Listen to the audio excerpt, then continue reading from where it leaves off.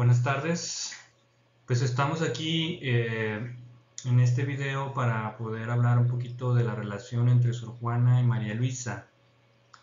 Esta presentación ya la había realizado en el Museo Rosena hace unas semanas.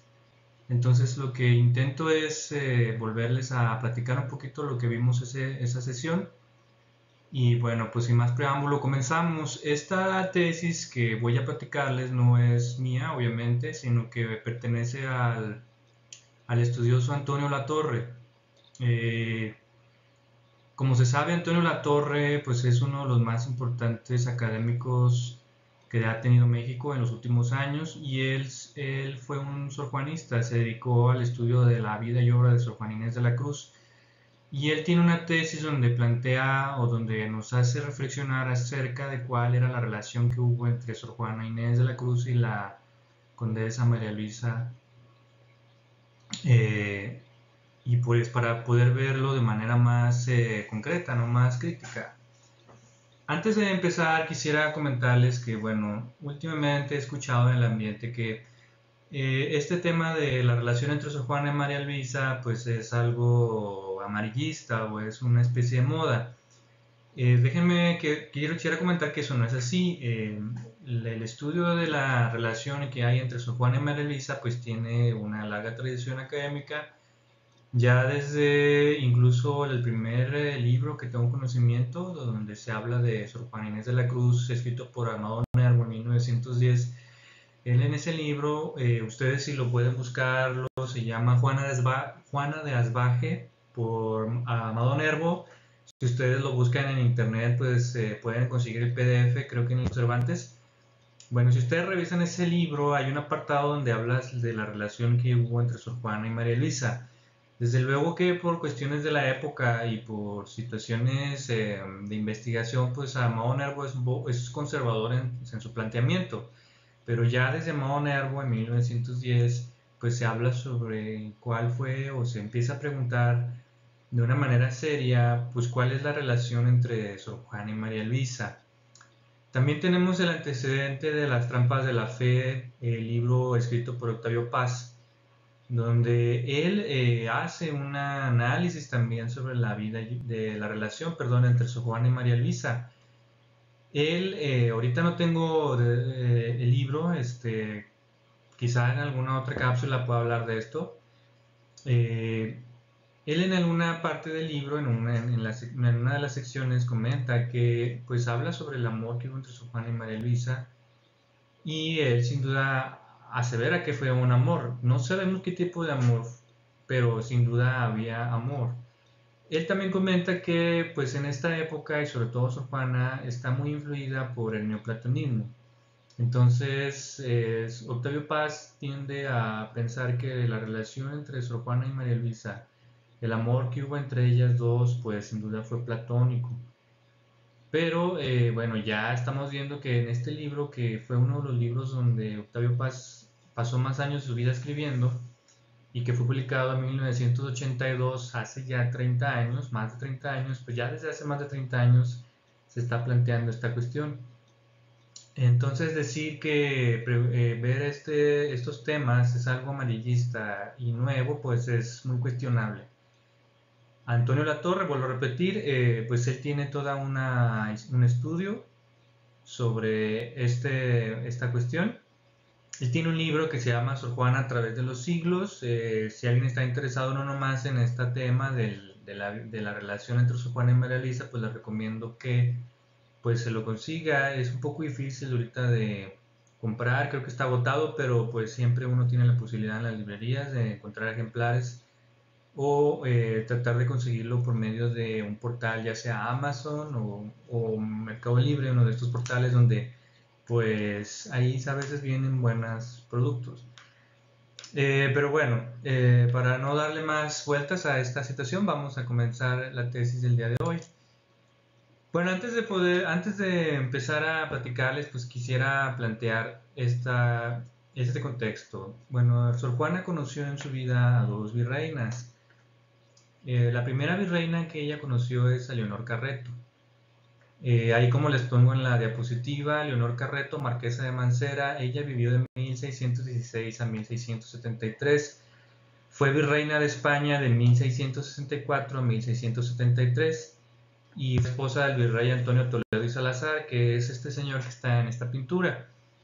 Bueno, ella fue la primera protectora de Sor Juana, cuando Sor Juana apenas era una adolescente.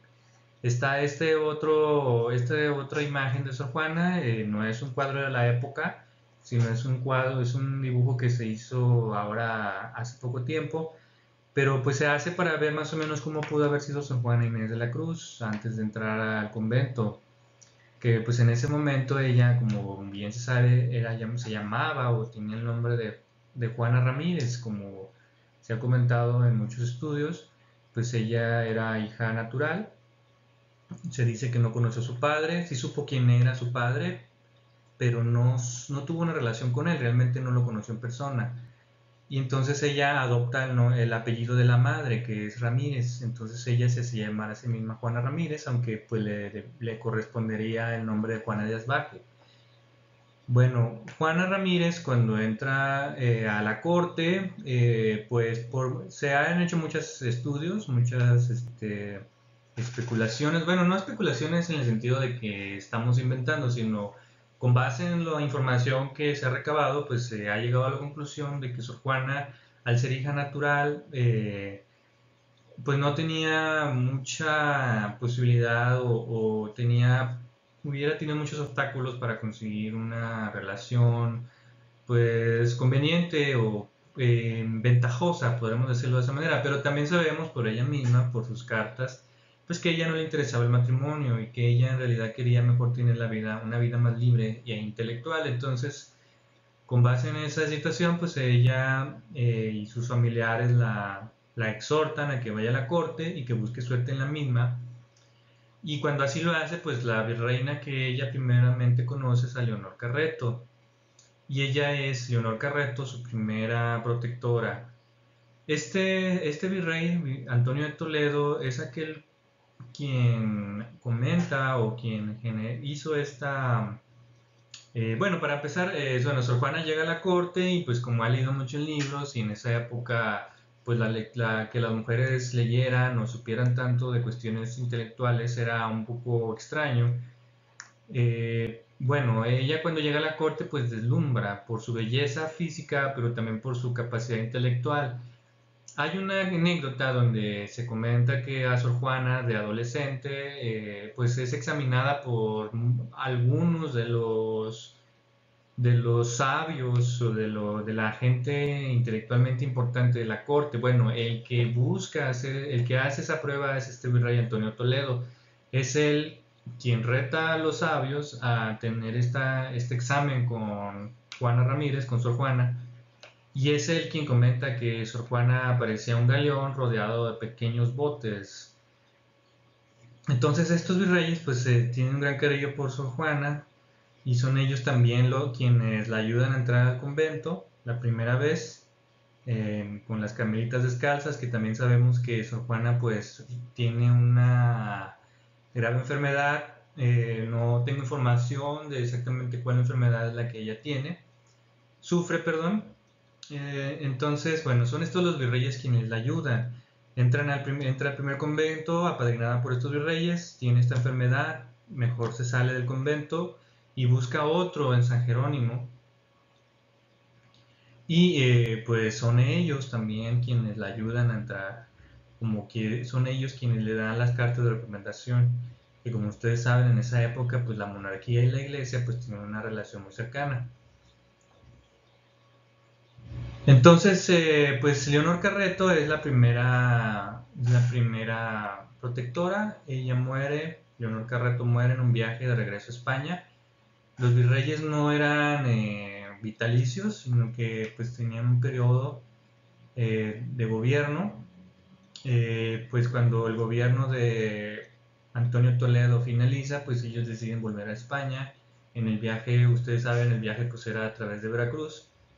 En el viaje de regreso a España, cuando iban rumbo a Veracruz, Leonor Carreto muere.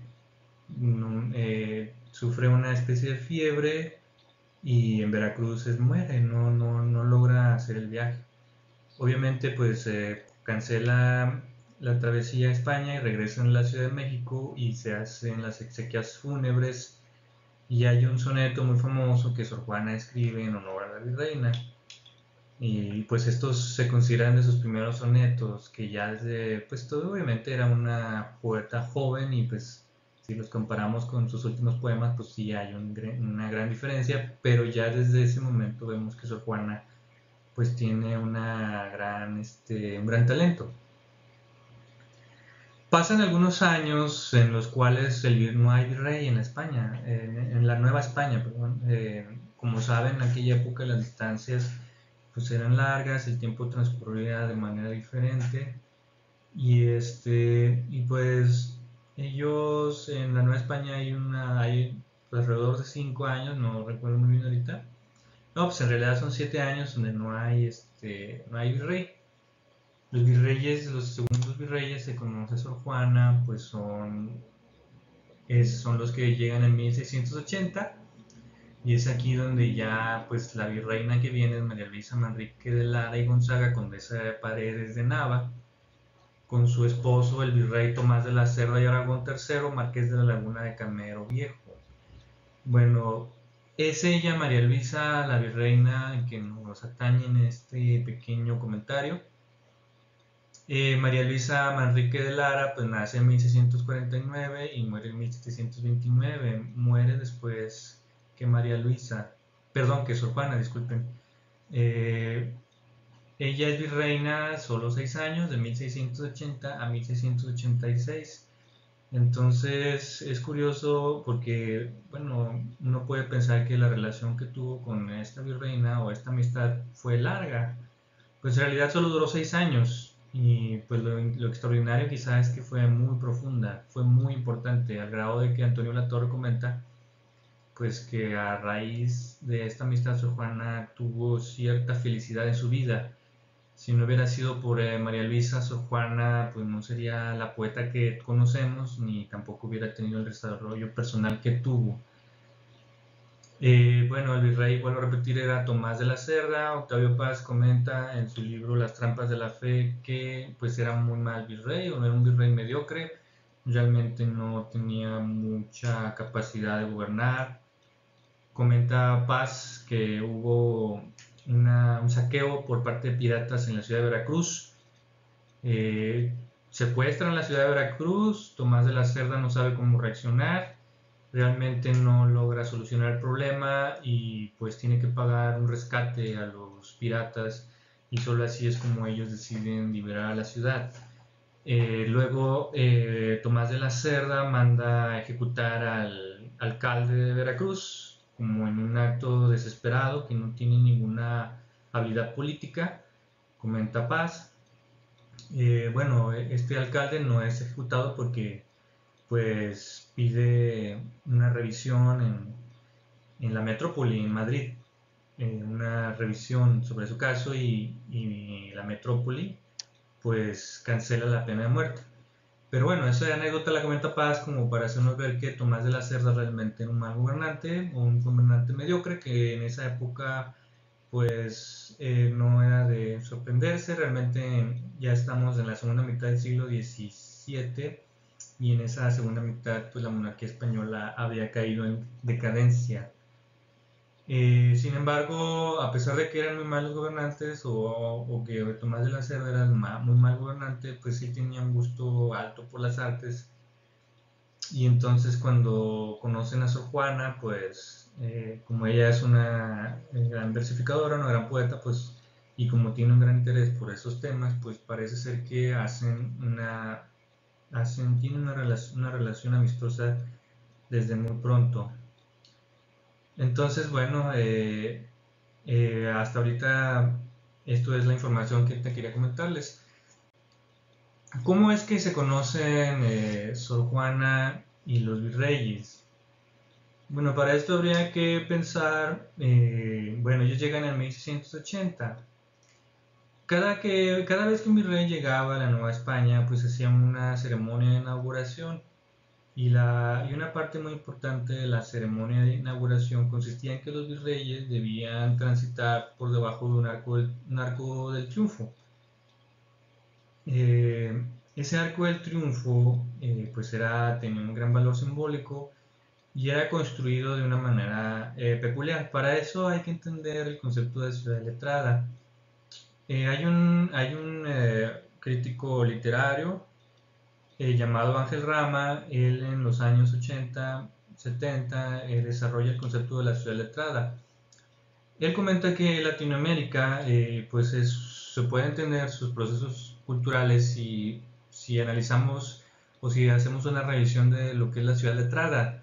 Quizá más adelante haga una cápsula al respecto. Pero él comenta que Latinoamérica, la cultura latinoamericana está dividida en dos sectores. Uno es la ciudad letrada y otro es la ciudad real. Él comenta la ciudad letrada es una parte de la sociedad donde todo su poder cultural o todo su valor está basado en la escritura. Por ejemplo, él comenta que las leyes para que sean válidas deben ser escritas. Los títulos de propiedades para que tengan valor deben estar escritos. Los títulos académicos de la misma manera. Entonces, él comenta que hay una parte de Latinoamérica que está regida por este tipo de cultura que es la ciudad letrada y otro tipo de realidad que es la ciudad real. Bueno, la ciudad real basa casi todo su poder cultural en la oralidad. Entonces, él comenta que en la colonia esta dicotomía ciudad letrada, ciudad real era muy marcada. Y pues básicamente que la ciudad letrada en la época de la colonia era la Ciudad de México y pues casi que el centro de la Ciudad de México donde estaba la corte. Y pues la ciudad real era toda la población indígena que no tenía nada que ver o que tenía poco que ver con la cultura letrada, que pues como se sabe la cultura occidental basa casi todo su bagaje en la escritura. Bueno, les comento todo esto porque en la época de la colonia, para que algo fuera válido, para que algo tuviera valor simbólico, primero necesitaba ser escrito. Y fíjense cómo era tan importante la escritura en esa época, porque para construir este arco triunfal que se usaría en la ceremonia de inauguración de los virreyes, ese arco triunfal primero debía ser escrito de manera alegórica, literaria. Primero un poeta debía imaginar el arco y en la escritura desarrollarlo, y una vez que se tenía el texto de la descripción alegórica, literaria de ese arco, entonces se llevaba a cabo la construcción material, tratando de seguir lo mejor posible las especificaciones alegóricas y simbólicas que venían en el texto.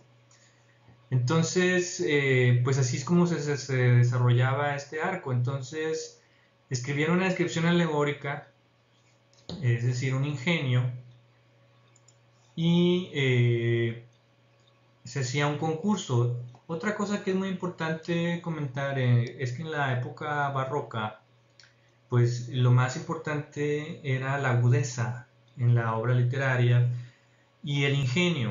¿Y a qué me refiero con el ingenio? Pues ser capaz de poder desarrollar una alegoría que no había sido pensada anteriormente, que era nueva para la época.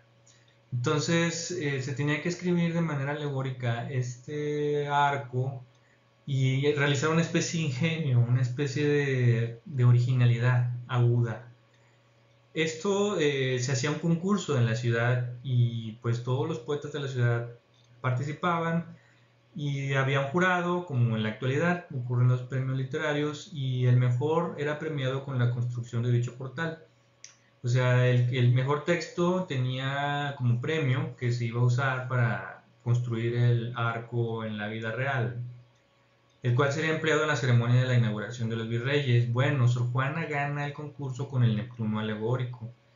Es un texto bastante interesante, es un texto barroco, es una alegoría donde se describe un arco, pero al mismo tiempo podría aparecer un ensayo o una narración, porque en cada una de las secciones del arco pues hay una pintura que Sor Juana narra o describe de manera narrativa. Bueno, Sor Juana gana ese concurso y a raíz de eso, pues se utiliza su texto como base para hacer el arco que se usaría, que se iba a usar en la ceremonia de inauguración. Entonces, a raíz de ese premio, Sor Juana tiene acceso a conocer a los virreyes.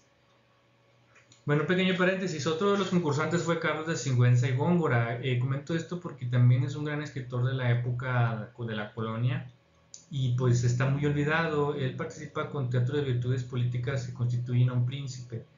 Tengo entendido que él gana el segundo lugar o un lugar secundario y también se construye un arco con este texto, Teatro de Virtudes Políticas se constituye en un príncipe. Bueno, quisiera comentar esto porque, bueno, es un gran escritor, tiene bastantes, son textos barrocos, desde luego su lectura puede llegar a ser un poco compleja para un lector actual, pero eso no resta que hay un gran valor literario en él. Él hace una alegoría sobre la genealogía de los tlatoanis y empalma la genealogía de los tlatoanis con los virreyes, tratando de hacer como un empalme cultural donde no hay ruptura, sino que hay una continuidad y se comenta que pues ese es la semilla de la ideología criolla que posteriormente habría de justificar la independencia de México, la cual los criollos decían, bueno, yo nací aquí, yo tengo una genealogía, tengo una legitimidad para gobernarme a mí mismo y no debe de venir un español peninsular a gobernarnos. Bueno, esa genealogía se hace a través de este texto de Carlos de Sigüenza y Góngora. Entonces, bueno, pues ahí también hay información que podríamos buscar, quizás también en un futuro hago un video al respecto. Pero bueno, como quería comentarles, Sor Juana gana este concurso con el Neptuno alegórico. Es una alegoría en donde ella equipara al virrey con Neptuno. Neptuno, como se sabe, es el dios del mar y de los terremotos, según la tradición clásica. Y por lo tanto, como era el dios del mar, pues él podía controlar las aguas y controlar los movimientos sísmicos. Bueno, ella hace una alegoría con el virrey porque el virrey pues va a llegar a gobernar pues la Ciudad de México, que como saben estaba construida sobre un lago y en esa época pues todavía había muchos problemas de aguas. De hecho, todavía en la actualidad hay mucho problema con las lluvias. Entonces, Sor Juana hace la alegoría. Él es el nuevo Neptuno que va a venir a gobernar las aguas de la Ciudad de México. Y también ustedes conocen, la Ciudad de México está situada en una zona sísmica. Entonces, pues el virrey, al ser Neptuno, pues también iba a controlar pues estas inclemencias de la naturaleza. Y pues a raíz de eso, Sor Juana es que logra conocer a, pues a los virreyes. Entonces, pues antes de continuar quiero hablarles un poquito de Antonio Latorre. Antonio Latorre, ya mencioné anteriormente, es uno de los académicos más importantes que ha tenido México en los últimos años. Él, si no estoy equivocado, él es fundador del Instituto de Investigaciones Filológicas de la Universidad Nacional Autónoma de México. Fue de la misma generación de Juan Rulfo y Juan José Arreola. Fue muy amigo de Juan José Arreola y se fundaron una revista en Guadalajara. Ambos emigraron a la Ciudad de México y le dieron mucha vitalidad pues al contexto cultural del país. Aquí pongo en la diapositiva, Antonio Latorre nació en 1922 y murió en el 2010.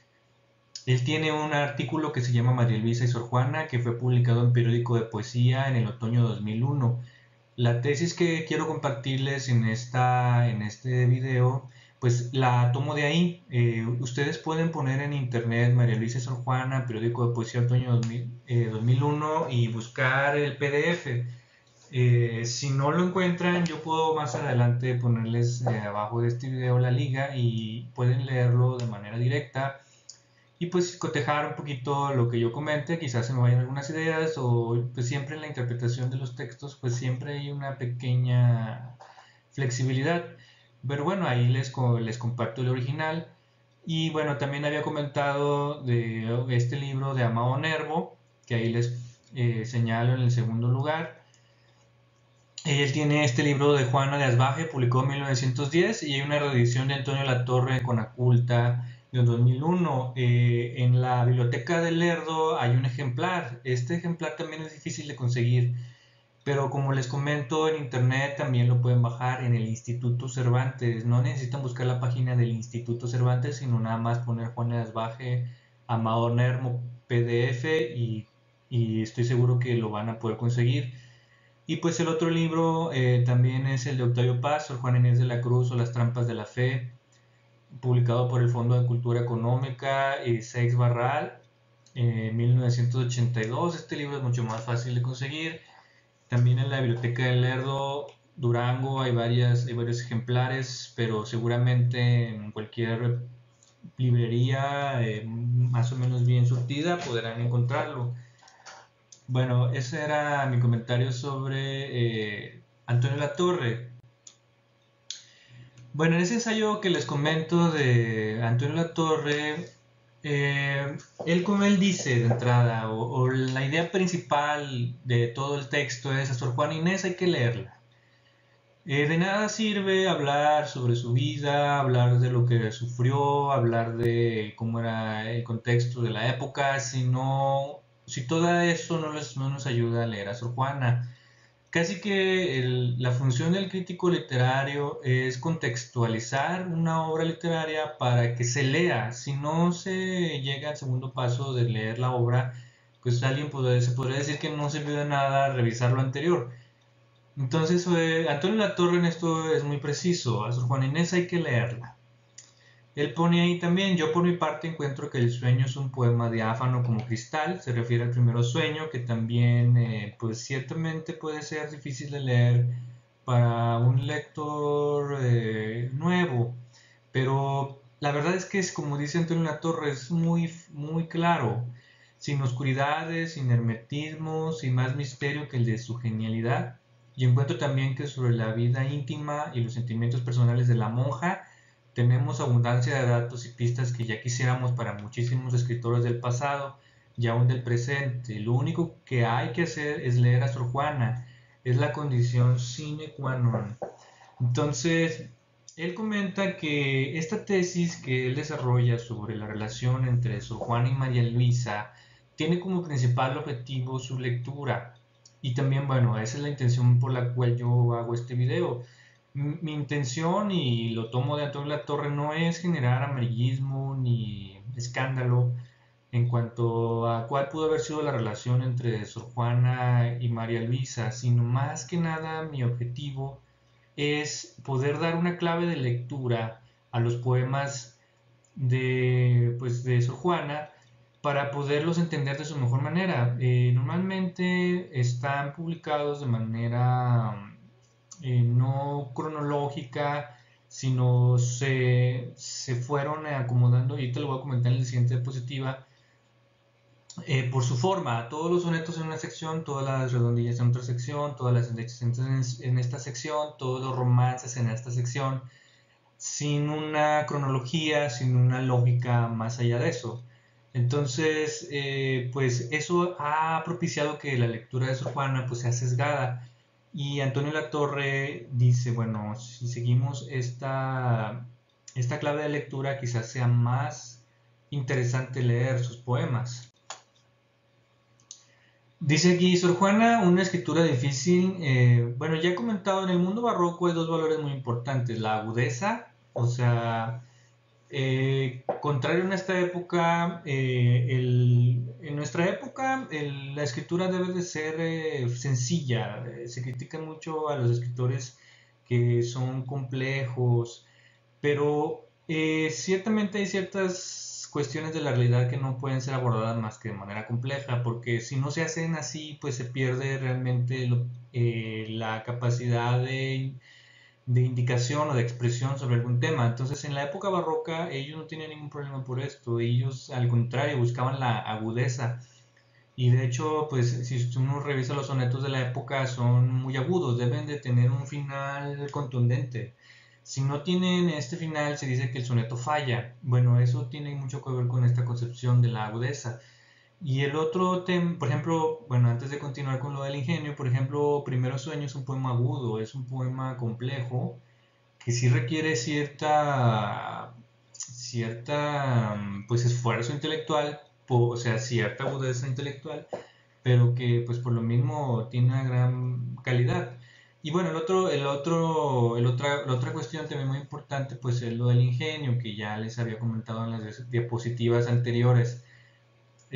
Pues se refiere a una especie de originalidad, pero no es una originalidad entendida en el sentido romántico, de que surge de la nada, sino es una originalidad en cuanto a cómo es capaz del poeta de tomar ciertos elementos ya construidos y darles una nueva luz, darles una nueva versión.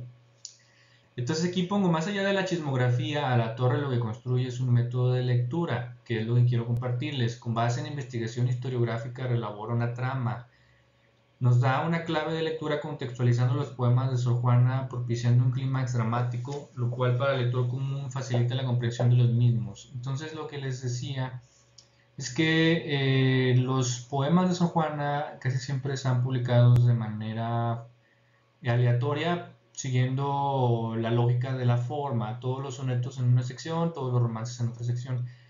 Pero eso rompe la cronología y el desarrollo del crecimiento de Sor Juana como poeta. Cuando uno lee un poeta o cualquier escritor, pues se recomienda leerlo de principio a fin, o sea, ir viendo, o en todo caso no de principio a fin, pero sí ir constatando, bueno, este libro fue publicado ya al final, este libro fue publicado a la mitad y este a sus inicios. Entonces de esa manera se puede ir evaluando de mejor forma el valor literario o el mensaje o la poética de un autor. Sería un error, por ejemplo, agarrar su primera novela y decir y juzgarlo a partir de ahí y decir, bueno, es que no es tan buen novelista, bueno, pero es que te estás olvidando de la última novela o de la novela que es la más importante, que no necesariamente, pues, o sea, tenemos que ir viéndolo de manera cronológica para poder tener una mejor interpretación. Dice aquí, la edición que necesitamos para hacer esta lectura es la canónica. Es la primera que salió en el Fondo de Cultura Económica a cargo del padre Alfonso Méndez Plancarte, que es este señor que está aquí abajo. Aquí arriba está Antonio Latorre y acá abajo pues está Alfonso Méndez Plancarte. Bueno, este señor, Alfonso Méndez Plancarte, pues también es uno de los críticos más importantes de la obra, vida y obra de Sor Juana. Desde luego no podemos negar su importancia. Gracias a él tenemos reunidas todos sus escritos y fueron publicados en el Fondo de Cultura Económica en 1951. Bueno, este señor hizo una obra monumental, realmente recabar todos los textos en bibliotecas antiguas, ir a España, buscar los originales, pues eso obviamente pues tiene un valor muy importante. Y bueno, no podemos criticarlo, no podemos ser injustos con él. Sin embargo, pues quizás el único asegún que tiene esta edición es que, como vuelvo a repetir, están compendiados los poemas pues no por una cronología o una lógica estética, sino más bien por una lógica formal y eso puede generar pues una fragmentación en la lectura de los poemas.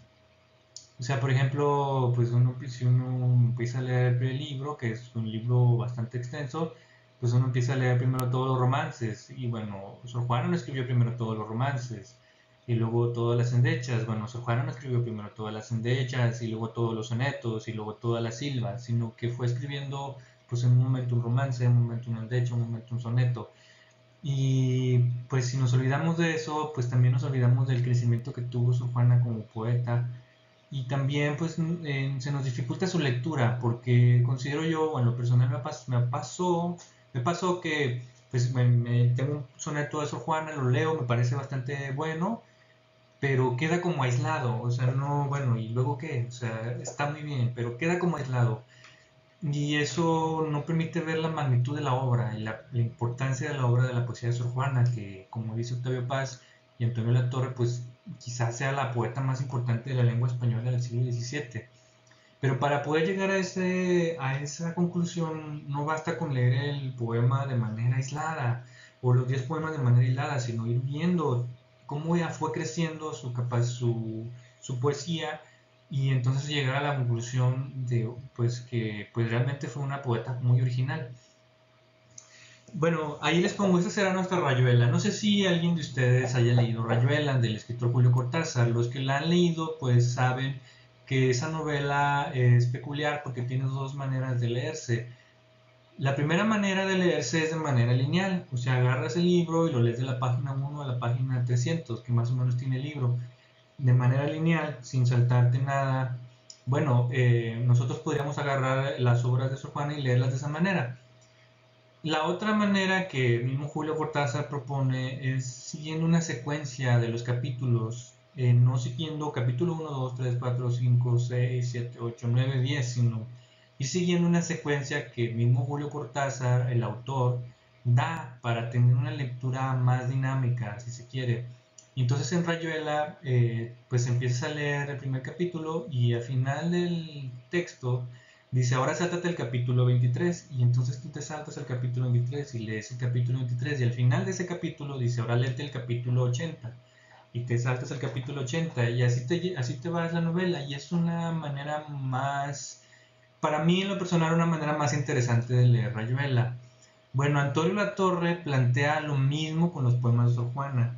En vez de leerlos del 1 al 300, que también más o menos están numerados de esa manera, en vez de leer del 1 al 300, donde hay una fragmentariedad y una disposición que no es la más adecuada para entender a profundidad la capacidad poética de Sor Juana, Antonio Latorre comenta o propone, pues mejor vamos a leerlo según esta secuencia. Y entonces se nos va a dar una secuencia de lectura. Léete el poema 23, ahora léete el poema 180, pues sí, 180 por decir algo, ahora léete el poema 53 y ahora léete el poema 24. Y él dice, si hacemos esa lectura vamos a encontrar una Sor Juana mucho más extraordinaria y pues en lo personal yo estoy de acuerdo con lo que comenta Antonio Latorre, entonces me parece que eso es muy interesante. He leído en los periódicos últimamente que en España va a salir la edición siguiendo esta secuencia, pues sería muy interesante conseguirla. Creo que eso le va a dar una vitalidad muy fuerte a la obra de Sor Juana.